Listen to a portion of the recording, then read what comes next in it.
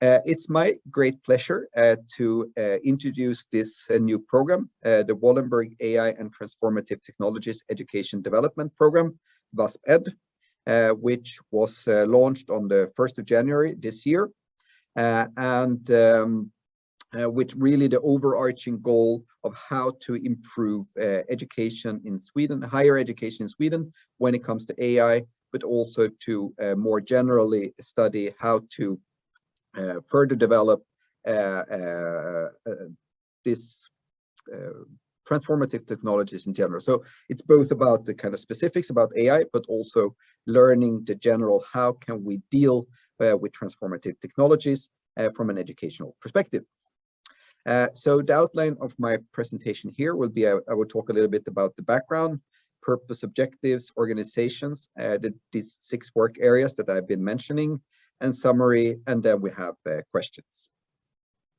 So the background is that the Wallenberg foundations, they are investing very heavily into research in a large range of different subjects, and they have now also become interested in how can we support educational activities.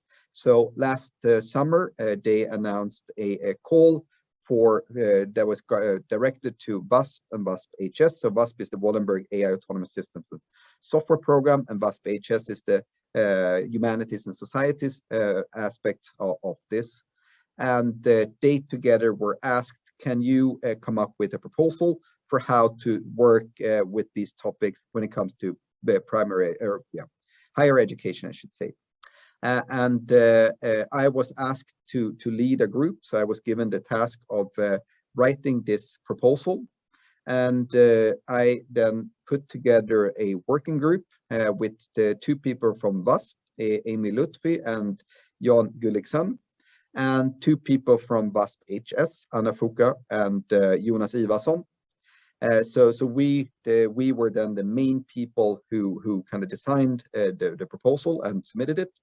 And then, of course, we also had involvement from the WASP director, Anders Ynneman, and the WASP-HS director, Virginia Dignam. And formally, Anders Ynneman submitted the applications as his role of director of WASP. So this happened in October last year. And then towards the end of last year, we got the positive decision that the proposal was accepted. And we have then started to work on this program.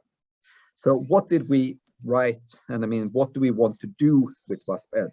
So the purpose is really to significantly increase the capabilities and capacity of Swedish universities in providing timely, relevant, and scalable education in AI and other transformative technologies. So what we mean by this is that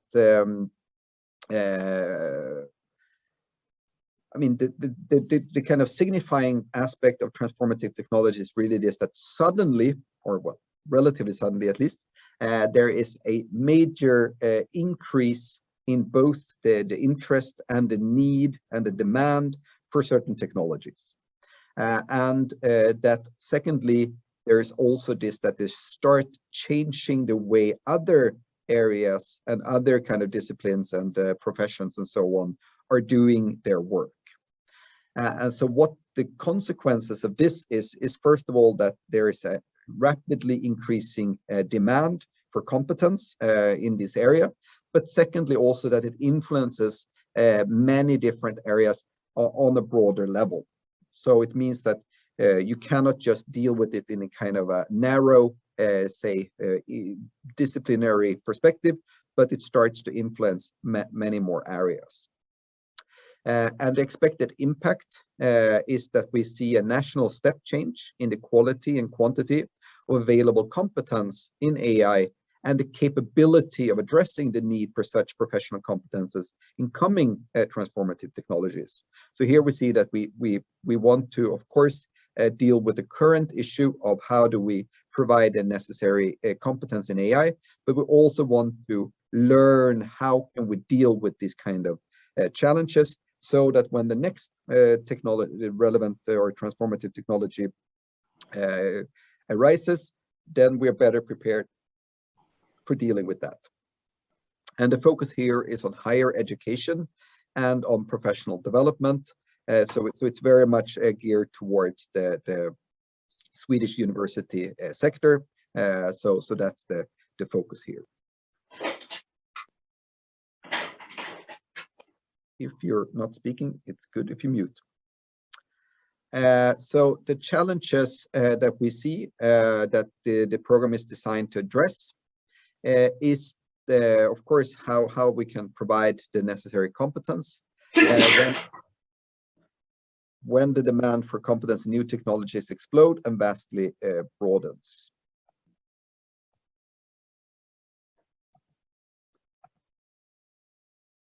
Sorry, I just need to mute everyone.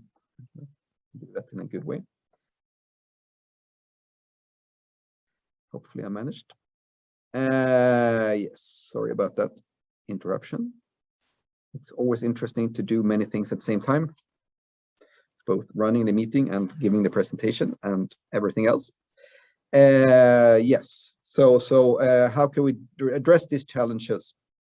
So the three particular challenges that we're interested in is how to reach a commonly agreed upon subject matter content. Again, when you have this area which is then rapidly changing, what you see is that there hasn't been the time to form what is the kind of agreed upon content of this area. And it's also the case that since it's being concurrently developed in many different places, the same thing will have different names, and the same name will be used for different content. So, I mean, today, most universities in Sweden have AI courses, usually probably several of them, but the name of these courses may vary may be very different. And it's also the case that the content might be very different, so which means that it's very difficult for an employer to know what does this person know, and or for that matter for a student to know what will I learn by taking this course. So one of the first thing is that we need to agree upon what is the subject matter content. The second is, how do we introduce AI in education beyond the specialized education program? So, I mean, as already mentioned, I mean, today, the kind of computer science and engineering programs and so on, they have a significant amount of AI courses and content in their programs, but this is then on the more specialized education level. So what we're starting to see the need is, of course, that these competences must spread from not only the expert developing the technology, but a much broader range of professions and disciplines. So we really need to broaden this, and that's one of the challenges. And the third is the teaching capacity. So, I mean, today there is a really significant demand for this competence, but the available teachers are, well, not necessarily sufficient. So the question is here, how can we scale up this technical education, but also to scale it out into other professions and disciplines? And in order to do this, we need a teaching capacity. So therefore, the objectives, the goals, so to speak, of WASP-ED is to provide these educational foundations, and secondly, to scale up the national education capacity.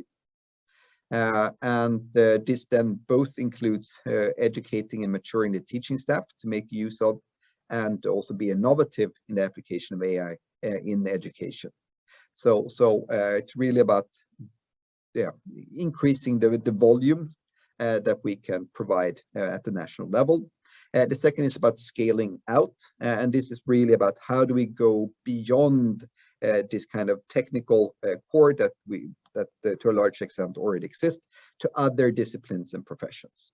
So for example, I mean, today as a lawyer or HR specialist or economist and so on, medical professional and so on, the AI is being changing the way that things are being done in those professions. And of course, AI as a tool is being used to a larger and larger extent in all these different disciplines. And therefore, there is a need to understand these. And fourth, last but definitely not least, we also want to develop data-driven education and pedagogical transformation using, for example, learning analytics. So here there are two aspects. One is the aspect, what are the kind of pedagogical approaches that are relevant in order to teach this material, especially now that we're moving beyond the kind of more traditional computer science, engineering kind of backgrounds into other disciplines, but also how can we use AI and AI technologies in order to improve education and teaching. So of course we want to apply these technologies also to our own area. So these are the four objectives. And since this is designed as to be a program rather than a project, which means that it's not like we have a fixed, well-defined, here are the things that we will deliver, but rather we want to set up an organization which is capable of addressing a wide range of different aspects and challenges related to these four objectives. So therefore we have defined 6 work areas that we are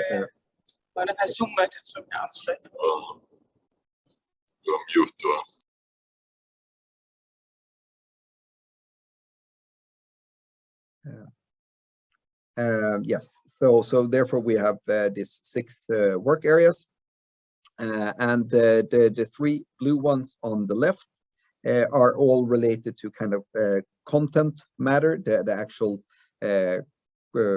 curriculum, courses and programs. So the first work area is about curriculum development. So here it's all about providing this educational foundation that that was one of the objectives. The second is about program development, and here we strongly believe that we need to find maybe new ways of both providing and organizing programs. It should also be stated that, I mean, it's the universities that own both their courses and their programs, which means that we will need to work very closely with the different universities in order to find those that are interested in piloting things or that might already be doing things currently that we can learn from and generalize and share with others, so that there needs to be a close collaboration between the kind of education parts of the universities that are responsible for providing the content. So that's very important to keep in mind. So one example of things that we've been thinking about here is, for example, how can we design a kind of add-on master's program that, given that you have a previous degree, how can you kind of add AI to that? Say you're a lawyer or a medical doctor or something like that, and then you want to add AI to that competence so that you now can understand both areas, as one example. The third is about course development, and here it's I would say both about finding new course concepts. So I mean, can we find other ways of kind of designing and organizing and running courses that are more suitable when you have this kind of transformative technologies? And of course also about the content. But I mean, my experience here is that universities are very good, and also individual teachers and researchers are very good at developing courses and course contents. So probably there is less need to kind of support that kind of activities. Because I mean, the types of activities that we want to support are those that are not already done or that might not easily be done at individual universities, but rather need this kind of national perspective. So that we really want to make sure that this is a program based on a national interest and with national impact, and that it should be things that are complementary to what is already being done. There is no point in what should we say, reinventing the wheel and doing things that are already being done, but rather we want to collect and to learn from and then improve and share what's being done. So that is another important aspect. And then we have the two green work areas in this picture. They are then more on the kind of, what's it, support or level, or the pedagogical perspective. So the fourth work area is about pedagogical development and learning analytics. So this is really about this: how do we support this kind of pedagogical experimentation and deployment? How do we take advantage of learning analytics and so on? And then we have the fifth work area about technical platforms and education data. Today, I mean, all universities have some form of technical platform. One challenge is that they're usually different. So as soon as you want to collaborate between universities, it may become a challenge. And also the fact that none of these platforms are probably perfect, but rather there is good aspects and bad aspects of most systems. So the question is, can we better understand how the quality of the existing systems are, and what are the kind of missing features or the challenges or problems with existing technical platforms that we can then put together a kind of I wouldn't say design, but at least the kind of criteria for it. So requirements was the word I was looking for. Requirements on these platforms, and then potentially in a later stage there might be opportunity to maybe develop something as well. And then the second part is really about education data, especially if you're working with, say, learning analytics and so on. You need to have access to data, and it turns out that today this access is very poor. So it's very difficult to get relevant access to data in the educational setting. So this is something we would like to address, or at least try to address. And actually, we've also been invited to be part of the discussions on the kind of EU level, because they're also working on this kind of data spaces for skills at the European level. And of course, Sweden is also involved in those discussions. So there we can be a kind of a discussion partner and contributor to those kind of initiatives. And then we have the final or the sixth work area, namely teaching competence and development. So we already mentioned this, that there is a need to significantly increase the available teaching capacity. And we strongly believe that we will need to educate teachers in other disciplines in order so that they can actually teach AI in their own fields.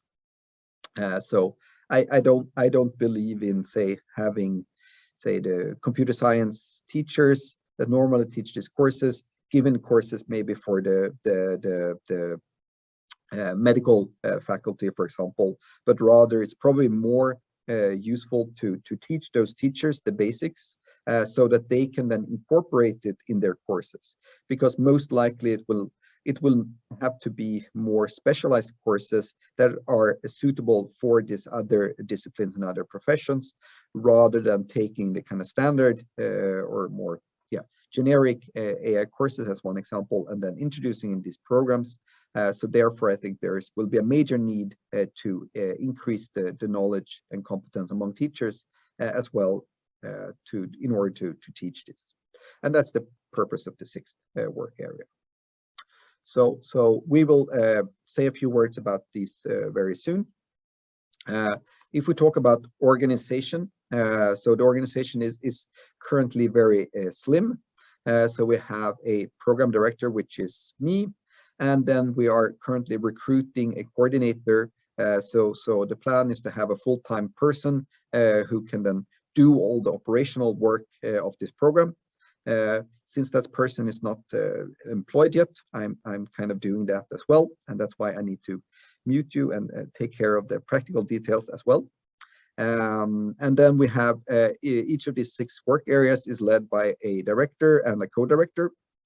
And there is also a small budget for each of these projects, around 2 million for each work area. And then we also have saved some money to be allocated during the program so that we can address things that pop up. So the total budget for the program is, well, we get what is 18.6 million, I believe, from the Marianne and Marcus Wallenberg Foundation.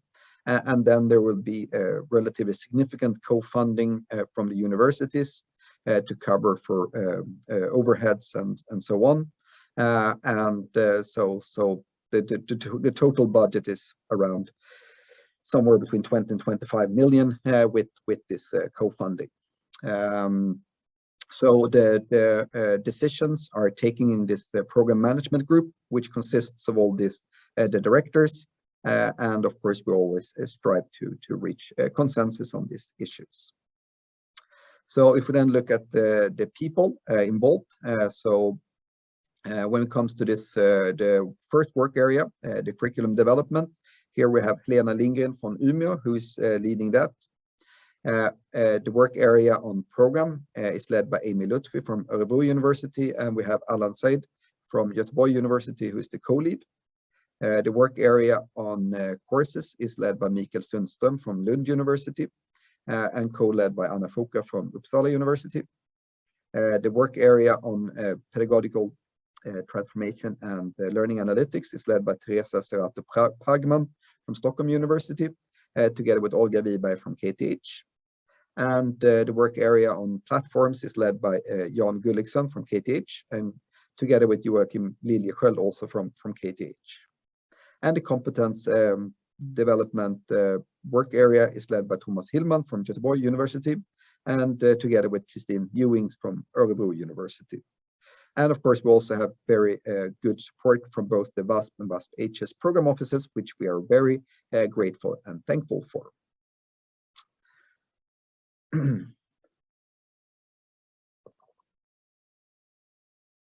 So this was the kind of overview of the program presentation.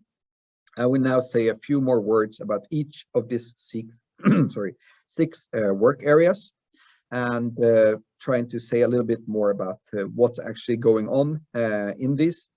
And I should say that we're currently in the stage of, we're still in the startup phase. So the project is, the program is 3 years, and we are now kind of forming the core working groups around these 6 work areas, and each work area is kind of trying to identify what are the most important issues that we want to focus on to begin with, and also to solicit input from the rest of the educational system. So all the work areas very much welcome input, so that's important to know.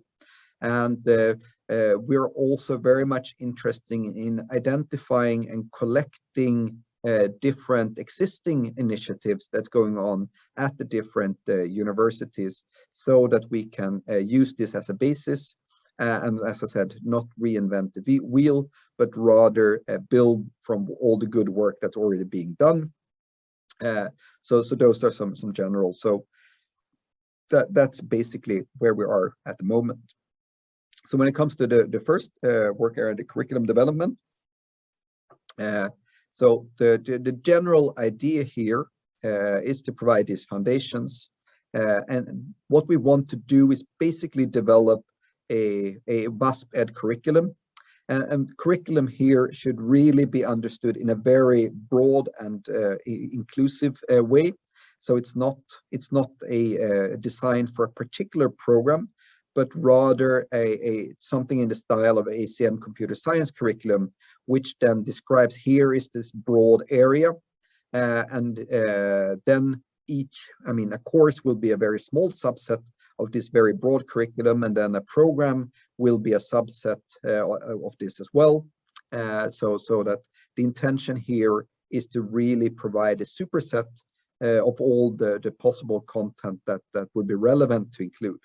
So the intention here is both to get an overview of what we consider to be included in this broad and broadening, I should say, area of AI, and also to hopefully achieve a kind of acceptable terminology, so that we can then start to, for example, classify and analyze existing courses and programs to identify what are, what parts of this curriculum do we cover well today? What are the gaps that we're not covering?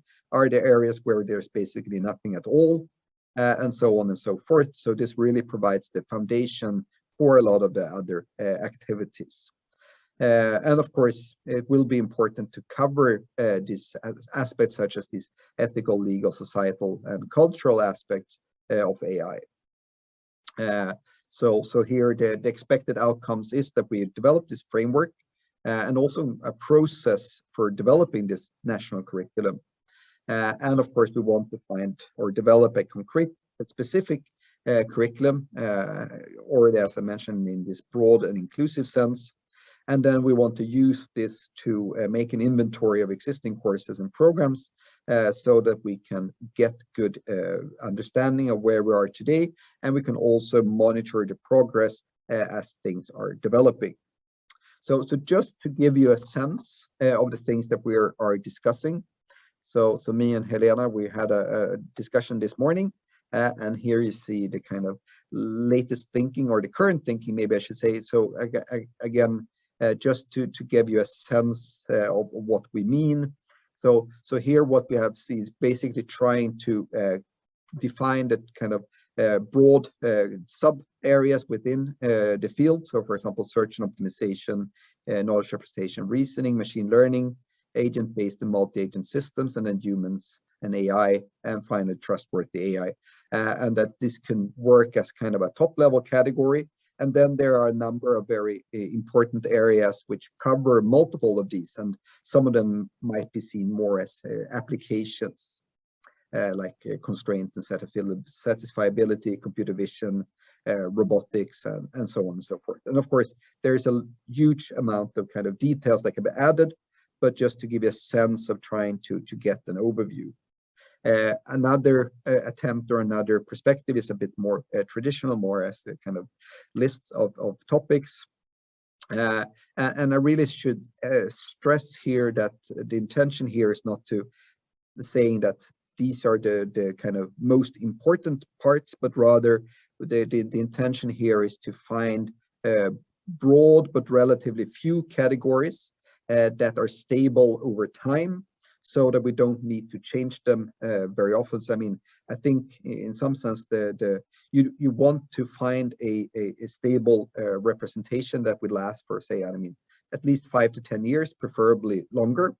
So it shouldn't be just to include the latest keywords, but rather what are the broader categories, and then of course these latest trends and the latest developments so can be classified under these headlines. So this is just to give you a snapshot of what we have right now. For those of you that want to discuss this further, there are plenty of opportunities. Of course, there is the breakout room after the break around 11. So that's one opportunity to discuss. We are also planning to have a workshop on June 7th. So probably will be both a kind of an in-person event in Stockholm and an opportunity to participate remotely at least part of the day. And of course, we're very much interested in contributing to this inventory when we're done. So if you're interested, please get in touch and we will guide you further and listen to your thoughts about this. The second work area is about program development. So here the purpose is really to push the development of new education programs. So a general observation that I make is that there is a lot of courses kind of, or rather there is, I mean, these traditional programs, say computer science program or electrical engineering and so on, which normally contains a relatively, contains this kind of material.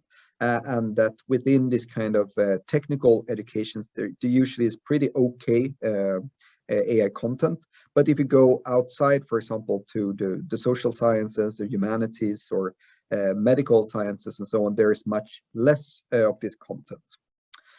So here some of the expected outcomes is to provide an overview of the need for different education programs, strategies and methods for accelerating the introduction of AI and related technologies into education programs. So, for example, can we define blueprints that, in some sense, this is a model that you can adapt to local situation.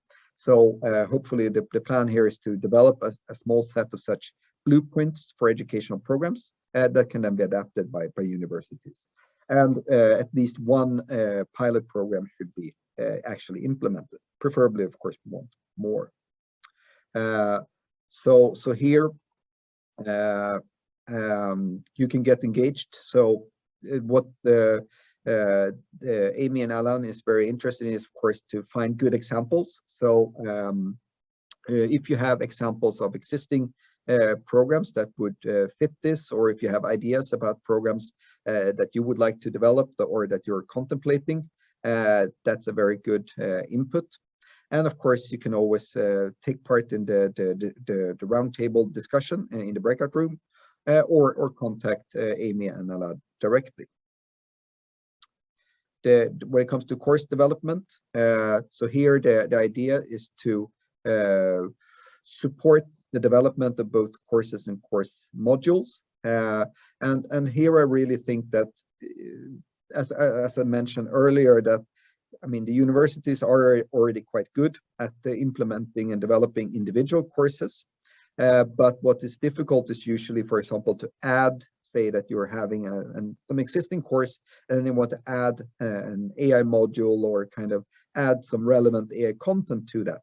And that might then not be that easy to develop this yourself. So can we develop content that can then be adapted to and integrating into existing courses? Then I think that would be very useful. And the second question is, can we find new kind of flexible course formats that can then be used to more rapidly introduce new courses and to reach a broader audience and to really accelerate the access to this competence? And of course, we see that there is a lot of currently, there has been several calls. For example, Vinnova had a call about this short courses, and there's been this AI competence initiative and so on. So there's already been well, there have been a number of these courses developed. So what this work area is currently exploring is the concept of constantly running microcredit courses. So here we have, for example, this elements of AI that is an example of these courses, which is an open online course. So all the course material is openly available, and you can do the course at any time. And then you can also register to the university course and then get your results validated, and then you get your course credits. And that is an example of a constantly running course. So you can basically register at any time throughout the year, almost at least. There are some gaps. And then you can get your credits relatively quick. In our case, we report the grades every week. So we really have a rapid way of examining students. And in this work area, they are now exploring how can we improve and further develop this concept. And that one prototype example is Python programming, because in order to actually do something when it comes to AI and so on, you need to do some programming. And we see that one of the areas where there's a lot of requests is actually into learning these basic programming courses. So the idea is to define or design a set of courses that can then be given at multiple universities and then build upon each other in this kind of constantly running fashion. So that's what the current plans are. And there is beyond or besides the discussion today in the breakout room, there is also a planned brainstorming session on May the 18th. And if you're interested, please get in touch with Anna regarding that. The work area 4 on pedagogical development and learning analytics. So here the overall purpose is to develop and evaluate new pedagogical methods and tools, such as data-driven learning analytics, to support the scaling up and scaling out of education in AI and other transformative technologies. And of course, the purpose here, or one of the underlying goals, is to leverage AI to support education, both on the course and the program level. And this can then be done, for example, through learning analytics. So here the expected outcomes is, for example, guidelines on how to do this and to demonstrate the use of these tools to improve the learning and scaling up and so on. So and also focus a bit on this open data initiative, and also how to support teachers in learning about this and actually using these methods in their own courses. So here, one of the goals is also to do a national survey. So this is currently being designed, and the intention is that this will be launched after the summer, so sometime in the fall. And here, of course, it's very relevant both to, I guess, get input on what are the questions that would be relevant to include in the survey, but most importantly, to actually answer the survey when it's being launched later in the fall. And of course, there will be a breakout room discussion around this work area as well. When it comes to technical platform and educational data, here, I mean, the underlying challenge is, of course, that in order to do anything in the digital space, there will be a need to actually have an appropriate technical platforms. And today, the universities use a wide range of different platforms. So therefore, we will provide a study to understand the requirements of these platforms and also evaluate how the existing platforms satisfy these requirements. And hopefully, we can either find that, oh, here is a good choice, or maybe there is a need to actually commission a work to develop a different platform. And then there will be parallel work on actually collecting and curation of education data. So the currently planned work is, of course, this analysis of different initiatives to build such platforms. There will be one or more roundtable discussions around the experience of existing or previous initiatives, and a survey study on the on these requirements. So the intention there is to do that in collaboration with the the survey that was described from work area 4. And hopefully we can also do at least one project, pilot project related to this. Of course, we are very happy if you provide input to the national survey that will be distributed in the fall. And of course, we're also very much looking for existing lessons learned.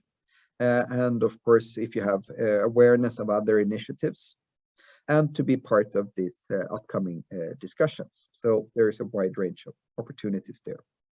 And then we have the last work area on competence development. So here the overall purpose is to increase the AI competence among university teachers. Of course, we need to consider all the technical, social, cultural, and professional issues here. We also need to scale out AI as a topic of concern across subject areas. As I've said several times, that there is a need to broaden the range of teachers that are involved in this. And then the current plans is to involve existing centers at the universities. So, for example, this pedagogical development units that most universities have. And here I think it's very nice to have Christine Ewins who's in charge of the pedagogical development unit at Örebro University, and then part of this kind of national networks around this to really leverage the existing work done by the universities. And then to develop and deliver competence development activities, both workshops and community building events. So this is intended to be interactive.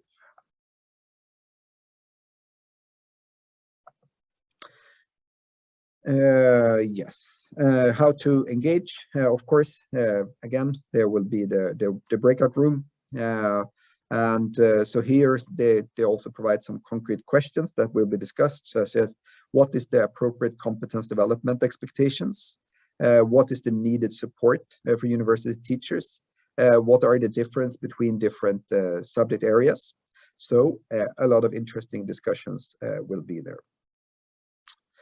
Okay, so that concludes the overview of these 6 work areas. So to conclude this presentation, I provide a single slide with some summary here. So the overall purpose of the Wallenberg AI and Transformative Technologies Education Development Program is to significantly increase the capability and capacity of Swedish university in providing timely, relevant, and scalable education in AI, and of course to learn how to do this in general for other transformative technologies. It's a 3-year program with a budget of 18.6 million kronor from the Marianne Marcus Wallenberg Foundation, plus co-funding from the universities. And I should probably add here that, I mean, of course, the 18 million for a 3-year project is not a large sum, and of course there is much more development work going on at the universities already.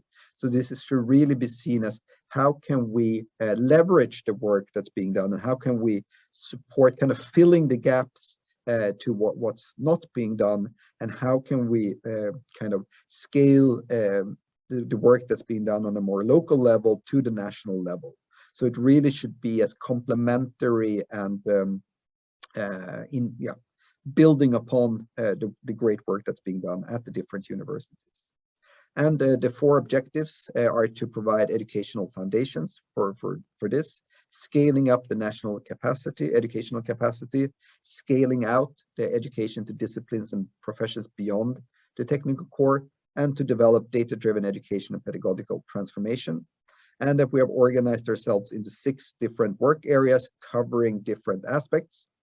So hopefully when there are issues that arise, it should be relatively easy to place them in one of these.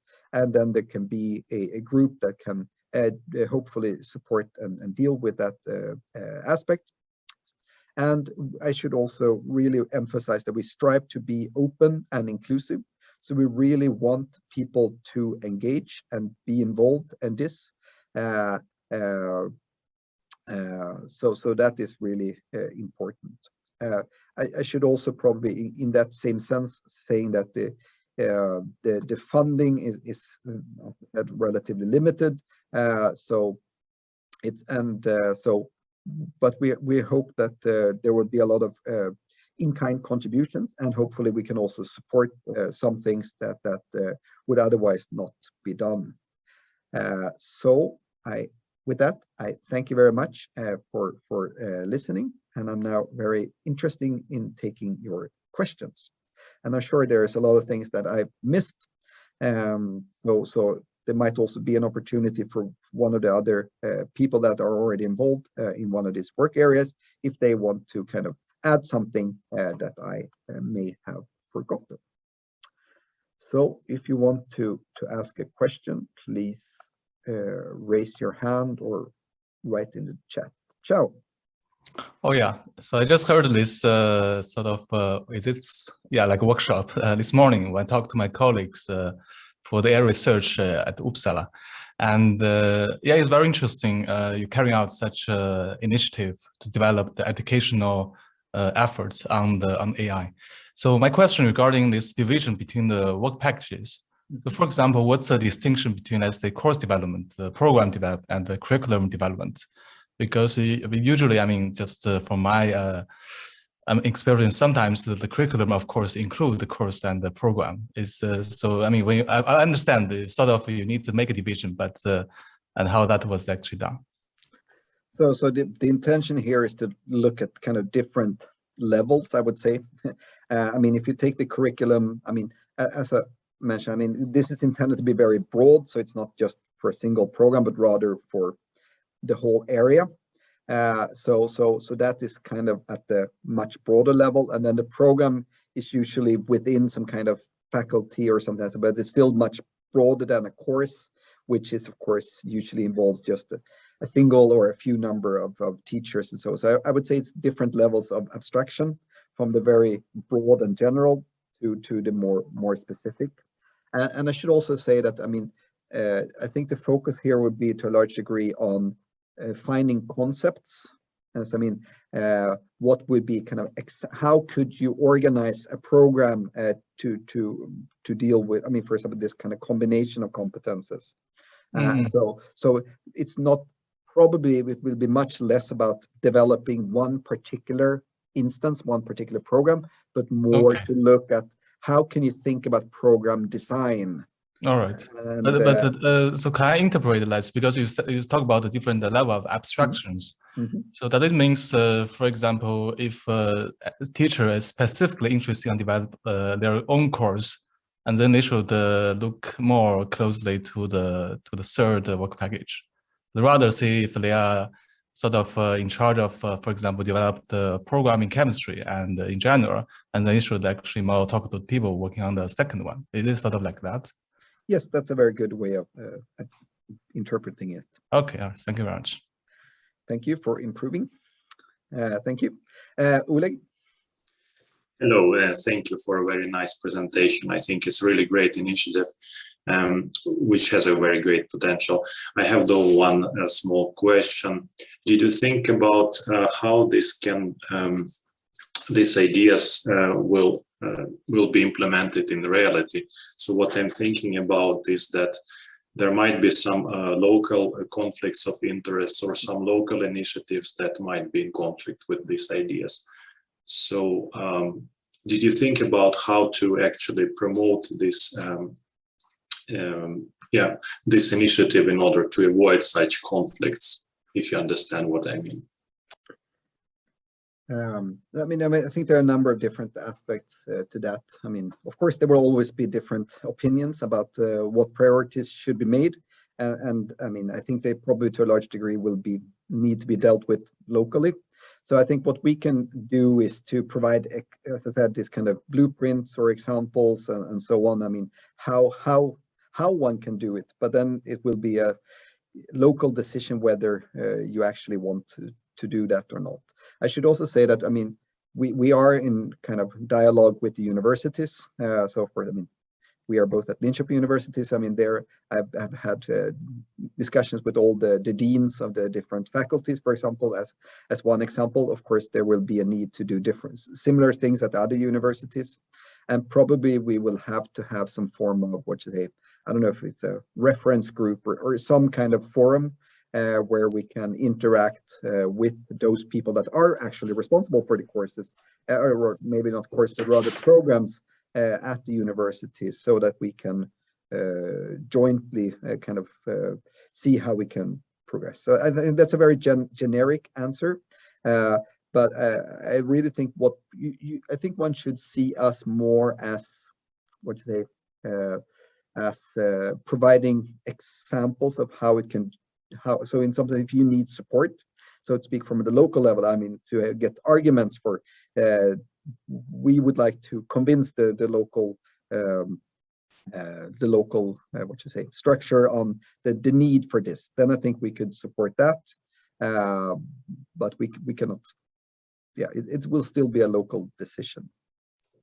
Yeah, of course. Thank you very much. And yeah, I think though it's an important question. There are plenty of situations when nice initiatives are met by some bureaucracy or some people not willing to change their existing courses towards something else. So I mean, all this practical question can be still of importance. Yes. So two more comments. So I think one thing we want to do is actually put a bit of pressure on the system. I think I think it's a good thing to see. I mean, you could actually do things differently, and here is how you could do it differently. I also think that the fact that it's a national program can be a lever, so that this has been tried already at this other university, so it showed that it can work and so on. So I hope we can provide that kind of pressure or support for changing things on the local level as well. Thank you very much. Marcelo? Good morning, Marcelo Mildred, Linnaeus University. Thank you, Frederick, and the team. First of all, congratulations on getting this grant. It's quite a breakthrough, I think. But as innovations, it brings challenges. And I'm following a little bit the line of thinking that Oleg brought. I have three reflections. I will try to be very short. The first one is, I mean, these programs are quite nice because they are promoting innovation, and as you said, Frederick, it is challenging the system. But my reflection is, what are the line of thinking? Because 3 years goes quite fast. The amount of funding sounds a lot, but divided by the amount of people, the impact, it will be hard to measure. So in a country like Sweden, where the higher education is public, how we can see that the private actor is giving funding to promote something that has not been sanctioned by the government. So I don't know until today any national program from the Swedish Council of Higher Education or the Ministry of Education dealing with this. So this is something that I see as a good chance, but at the same time, it's a challenge because the long-term sustainability should come from the government and not from a private agency. So I would like to bring this point. The second is to see AI as augmented inclusion and not just AI. I see that the amount of people represented here doesn't represent the entire country. So not everyone should be present, but at least a little bit broader present, because I see a fragmentation here of the people that are already working. And if we are trying to deal at the national level, and especially about the geography of Sweden, this will create a gap rather than a bridge. So, and the third one is a little bit one of the slides in which the foundations are based on the ACM curriculum, which is very good. But I think it should be thought differently from a bottom up about which are the problems that different disciplines are facing, which those ideas that are top down from AI could be used. So I hope these 3 points could bring some food for the soul, even if it was quite fast. No, I think Okay. great questions. So I mean, addressing the first one, I mean,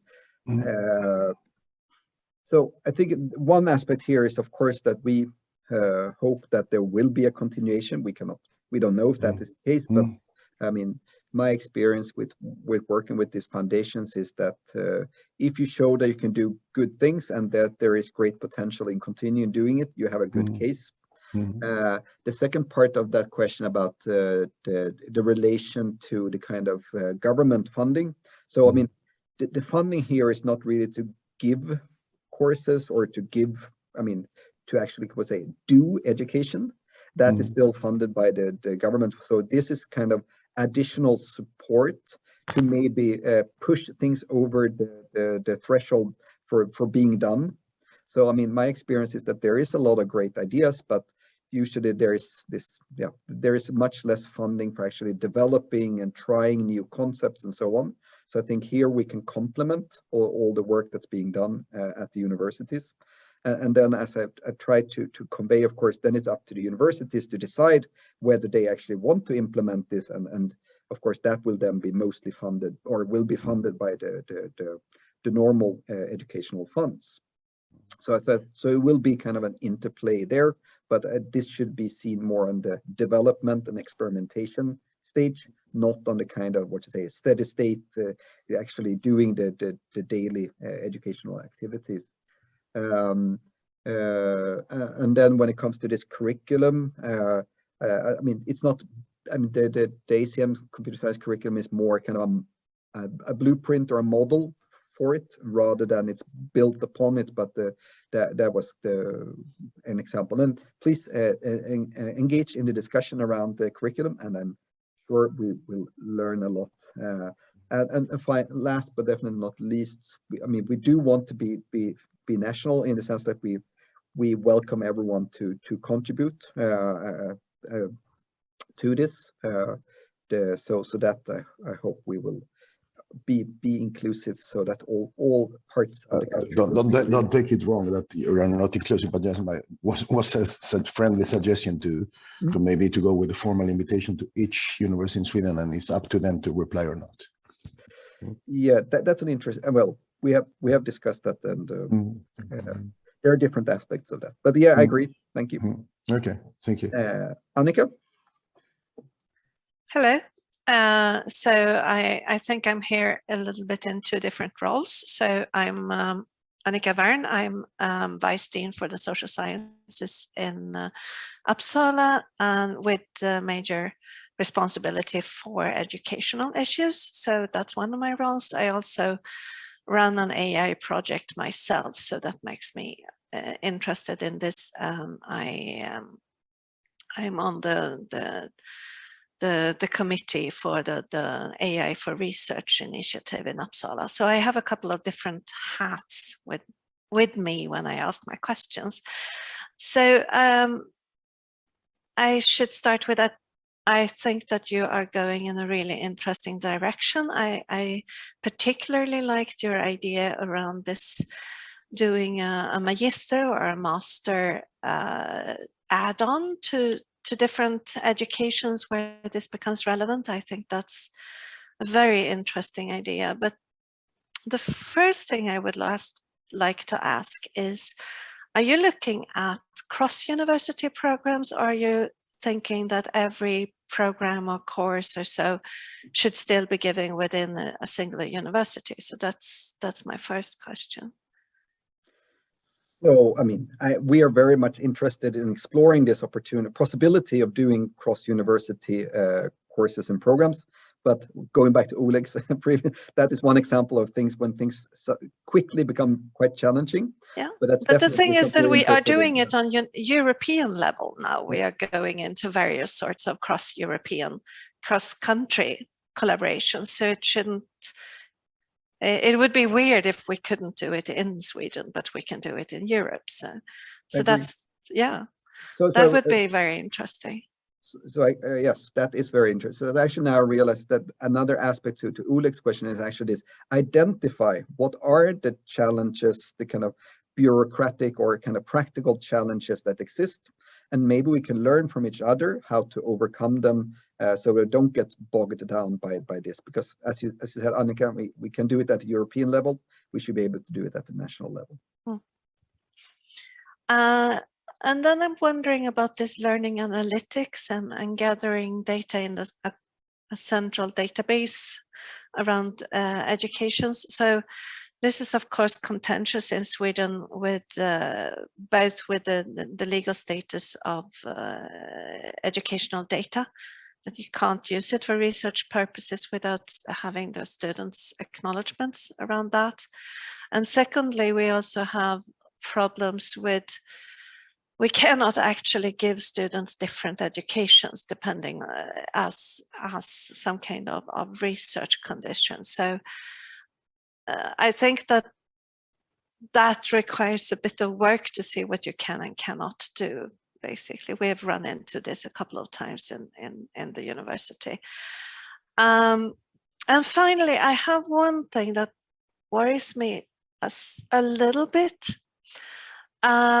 And that is this idea that the program would educate teachers. I love it. I mean, it's a really good idea to bring in teachers in neighboring subjects and developing their AI competence. But at university level, we always try to see that educations are connected to research. So if this program develops the competence of teachers that are not necessarily doing research with an AI direction, then we are sort of leaving that and becoming some kind of gymnasifierad university. And this is something that would worry us, at least, if that was happening. And I don't think that that's a good way to go. Those were my comments and opinions. Thank you. Thank you. So I will address the third question, and Teresa, maybe you want to address the second one when I'm done. So when it comes to this, so I mean, I fully support that teaching at universities should be research connected, I mean, research based, and I mean, also research connected. But I would also argue that not everything, I mean, or at least I have taught basic programming courses. I don't do research on basic programming. I do, of course, research on computer science, so the kind of broader area. And so the or at least one intention here when it comes to how to get AI included in other subjects is that my experience that it's really difficult to introduce significant new kind of topics into existing programs. There is already too much material to be covered. So therefore, it's probably difficult to say now add a completely new course on top of everything, but rather it will be to see how can this fit into the existing courses. So it rather becomes an aspect or kind of related to, I mean, the actual topic that you're teaching, which should be your within your line of research. So maybe seeing it more as here's a new method or a new kind of tool that we use within my area, and so on. So yeah, because there's a huge difference between you, a computer scientist teaching basic programming, and the random statistics person, for example, teaching basic programming, which does happen and sometimes is problematic. So yeah. So I think one probably needs to make a difference here between, I mean, as I said, I mean, teaching, say, a basic programming course or a basic AI course, which is kind of AI subject matter. That I think probably is better done by those people working in those fields. What I'm now talking about is I'm using AI to do drug discovery, and I teach a course on drug discovery, and then I use, I mean, how is AI being used in drug discovery? That kind of example where you kind of more naturally integrating it. And I agree that when it comes to kind of teaching more standalone courses, I think that then that would be more difficult. So I will leave the floor to Teresa if you want to address the question about the data for data analytics, learning analytics, sorry. Yeah, no, thank you, Annika, for the question. And I think that we have many things to discuss. As you said, yeah, there are many challenges with data-driven education or learning analytics, particularly in Sweden. They are not only technical or legal, they are also ethical and social.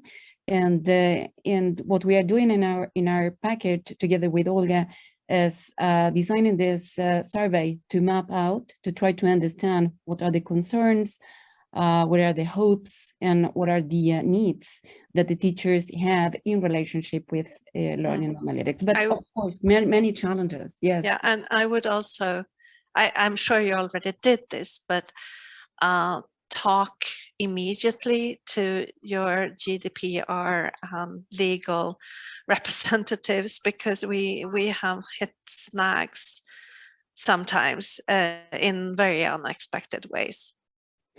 Absolutely, you are absolutely right. Yeah. Yes. No, thank you, Annika, for that. Yes. Anna, did you want to add something? Yes, please. Hello. Thank you for this question, Annika. I think that was a very timely question. And I would say that Mikael and I in our work group, we will talk a little bit about this, because we brought up the statistics, and I think that's a really good example. For example, when we teach in digital cultural heritage, very often we get the questions of, can we learn HDR?